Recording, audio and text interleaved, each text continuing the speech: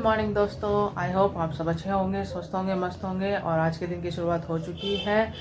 तो अभी सब काम ख़त्म हो चुका है मेरा और नाश्ता भी कर लिया है हमने। थोड़ा लेट से ही ब्लॉग स्टार्ट किया है मैंने।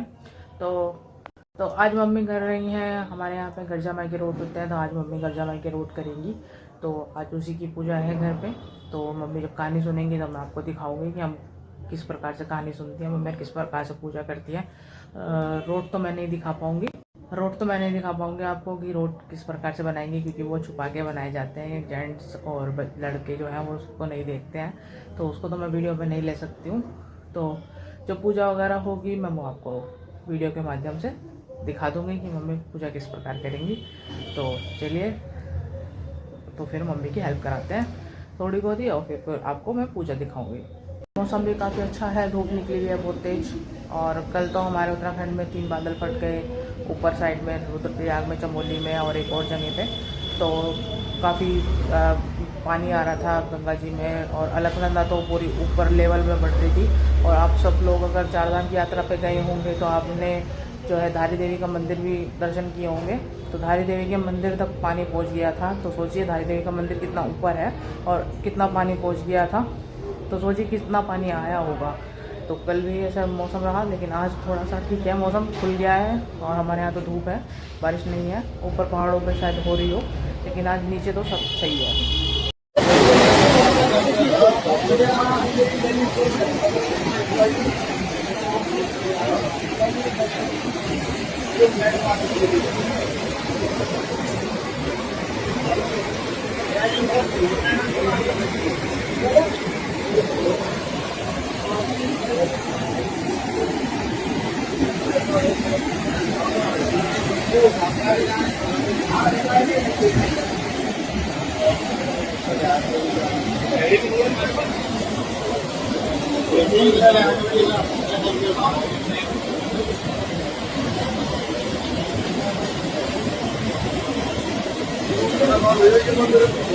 चलिए फ्रेंड्स, हम दोबारा आज खीस लेने चलते हैं, क्योंकि आज भी दूसरे दिन खीस आएगी।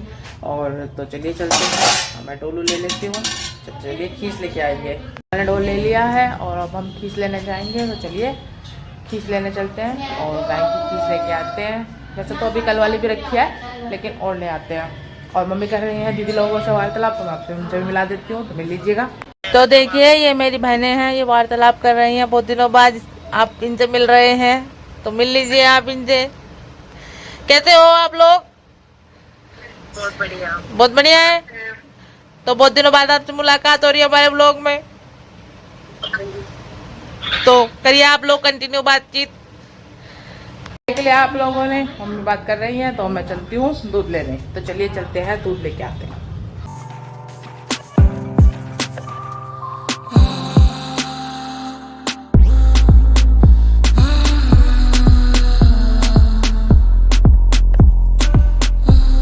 तो मैं आ गई हूँ दूध लेने के लिए। तो लेते हैं खीस गाय का, चलते हैं घर की ओर।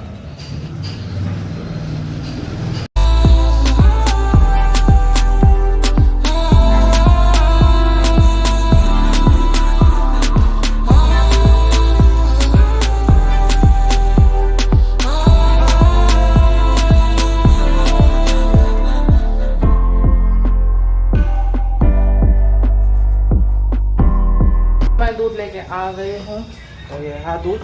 तो चलिए इसको अब गर्म करने रखते हैं और फिर मम्मी के साथ में कहानी सुनते हैं। राजा की बहन के घर के पास जाकर रुक गए। सैनिक आए तो राजा ने कहा कि मेरी बहन से जाकर कह दो कि तुम्हारे भाई और भाभी आए हैं। सैनिकों ने जाकर राजा की बहन से कहा। तब बहन ने सैनिकों से पूछा कि किस हाल में आए हैं। तब सैनिक बोले, बड़ी ही बुरी दशा में है। तब बहन ने रात की बासी खिचड़ी वहीं भिजवा दी। सैनिकों ने खिचड़ी ले जाकर राजा को दे दी। राजा ने रानी से कहा कि देखो, हमारे बुरे दिन देखकर बहन ने भी बासी खिचड़ी भिजवा दी है। राजा ने धरती माता से कहा कि हे धरती माता, इस खिचड़ी को अपने अंदर संभाल लो। राजा रानी आगे चल दिए। थोड़ी ही दूर पर राजा का एक मित्र रहता था। दोनों मित्र के घर पहुंच गए। राजा के मित्र ने दोनों का बड़ा ही आदर सत्कार किया और दोनों को अपने घर बुलाया। रात को सोते समय राजा रानी ने देखा कि उनके कमरे की खूंटी पर एक हार टंगा था। खूंटी उस हार को निगल रही थी। तब राजा ने रानी से कहा कि इस हार की चोरी का इल्जाम हम पर लगेगा। इसीलिए हमें यहाँ से चलना चाहिए। जाने के बाद उस मित्र की पत्नी ने कहा कि मेरा हाथ तुम्हारा मित्र चुरा कर ले गया है। तब वह कहने लगा कि नहीं, ये मैं स्वीकार नहीं कर सकता, मेरा मित्र ऐसा नहीं कर सकता है। चलते चलते राजा रानी एक गाँव में पहुँच गए। राजा ने रानी से कहा कि मैं कुछ खाने के लिए लेकर आता हूँ। राजा एक तीतर लाया और रानी से कहने लगा कि तुम इसे पकाकर तैयार करो, तब तक मैं नहा कर आता हूँ। रानी ने तीतर बनाया, खोलकर देखा तो पुनः बनाया तीतर भी उड़ गया। राजा आया, उसने खाना मांगा तो रानी ने कहा कि मुझे बड़ी भूख लग रही थी, मैंने सारा खाना खा लिया। अगले दिन रानी तीतर पकड़ कर लाई और राजा ने बनाया। जब खोलकर देखा तो वह तीतर भी उड़ गया। रानी ने खाने को मांगा तो राजा कहने लगा, जैसे तूने खाया था वैसे ही आज मुझे भूख लग रही थी, मैंने खा लिया। दोनों गाँव में कुछ खाने को मांगने गए। तब रानी ने देखा कि कुछ औरतें नदी किनारे पूजा कर रही थी। रानी ने उनसे पूछा, तुम क्या कर रही हो? तो उन्होंने कहा कि हम गर्जा माई का रोट कर रहे हैं। रानी कहने लगी, मैं भी इसी की खोई फिर रही हूँ। ऐसा कहकर रानी ने उन्हें सारी बात बता दी। तो वे कहने लगी कि कोई बात नहीं, तुम दोबारा गर्जा माई का व्रत करो। तब रानी कहने लगी कि अब मैं व्रत कैसे करूँ, मेरे पास तो कुछ भी नहीं है, कोई पूजा सामग्री नहीं है, मैं रोट कैसे बनाऊँ? मैं तो जो भी पकाती हूँ वह बना बनाया भी उठ जाता है। तब वे औरतें कहने लगी, तुम पूजा करने के लिए रेत का रोट बना लो, खाने के लिए रोट हम दे देंगे। तब रानी ने रेत का रोट बनाया, उसे ढककर कहानी सुनने लगी। कहानी सुनने के बाद रोट खोलकर देखा तो रेत का रोट सचमुच का रोट बन गया था। अब रानी खुशी खुशी राजा के पास आई और कहने लगी कि अब हमारे अच्छे दिन शुरू हो गए हैं, हमें अपने राज्य में वापस चलना चाहिए। चलते चलते दोनों उसी मित्र के घर पहुँचे जहाँ पर आधे हुए गए थे। मित्र ने दोनों का आदर सत्कार किया और उसी कमरे में राजा रानी को सुला दिया। रात में राजा रानी ने देखा कि खूंटी हार उगल रही है। तब राजा ने अपने मित्र को बुलाया और कहा कि हम पर चोरी का इल्जाम लगा था, पर देखो हर खूंटी पर ही टंगा हुआ है। तब वह मित्र कहने लगा कि नहीं मित्र, मैंने तुम्हें चोर कभी नहीं समझा। हाँ, मेरी पत्नी ने ऐसा जरूर सोचा था कि चोरी तुमने ही की है। अब राजा रानी मित्र के घर से चले गए और अपनी बहन के घर पहुँचे और उसी स्थान पर रुके जहाँ पर पहले रुके थे। तब सैनिकों ने राजा की बहन से जाकर कहा कि आपके भैया भाभी दोबारा आए हैं। बहन ने पूछा कि किस हाल में है। तब सैनिक कहने लगे कि हाल तो बहुत बढ़िया लग रही है। तब बहन पकवान का थाल लेकर आई। तब राजा ने कहा कि धरती माता, हमारी खिचड़ी वापस कर दो। राजा अपनी बहन से कहने लगा कि जब हम बुरे हाल में आए थे तब बासी खिचड़ी लाई थी, आज अच्छे हाल में आई है तब पकवान का थाल लेकर आई हो। बहन कहने लगी कि भाई मुझे माफ कर दो। राजा रानी अपने राज्य में वापस आ गए। अगली बार जब भादों का महीना आया तब राजा ने पूरे नगर में ढिंडोरा पिटवा दिया कि सब लोग अपने घर में कर्जा माई का रोट करें। कर्जा माई का रोट करने से घर में सुख समृद्धि आती है। हे कर्जा माई माता, जैसे राजा रानी पर आपने अपनी कृपा दृष्टि बनाई रखी, वैसे ही सब पर बनाना। जैसे राजा रानी से रुष्ट हुई, किसी से न होना। सब बोलिए काज माता की जय हो।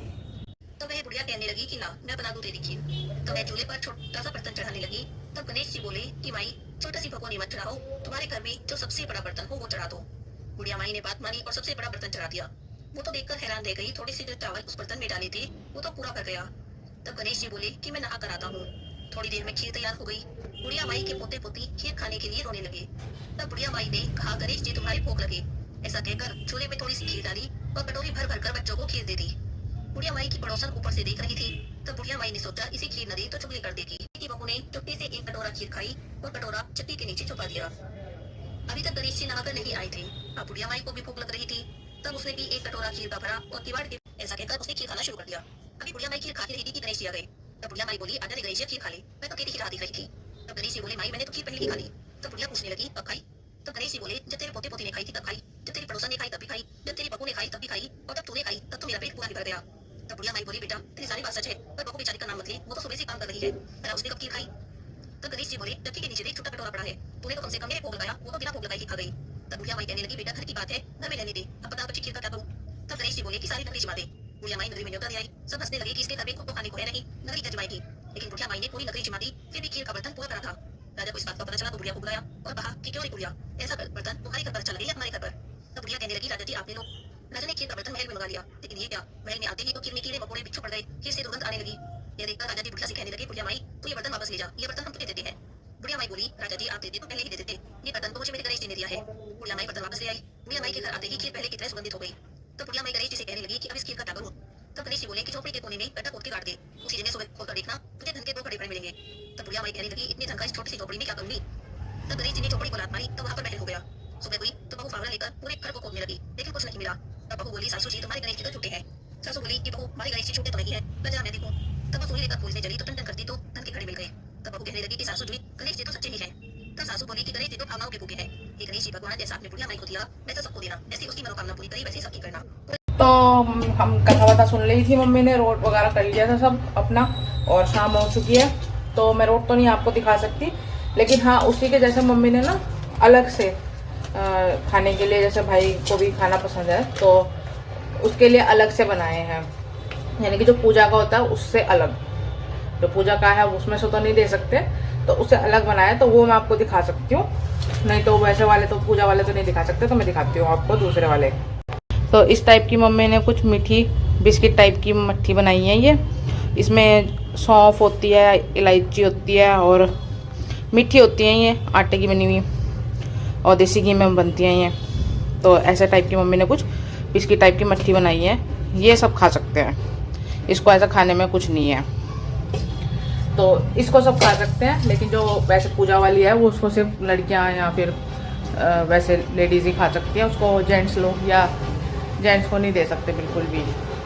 तो ये कुछ इसके रोट करने के कुछ रीति रिवाज होते हैं, और ये इन्हीं दिनों 15 दिन में ही किया जाता है, श्राद्धों से पहले जो 15 दिन आते हैं भादों के, इन्हीं में किया जाता है। तो ये श्राद्ध से पहले ख़त्म भी करने होते हैं खा के, और उनको फिर बाद में नहीं खाया जाता श्राद्ध के टाइम पे।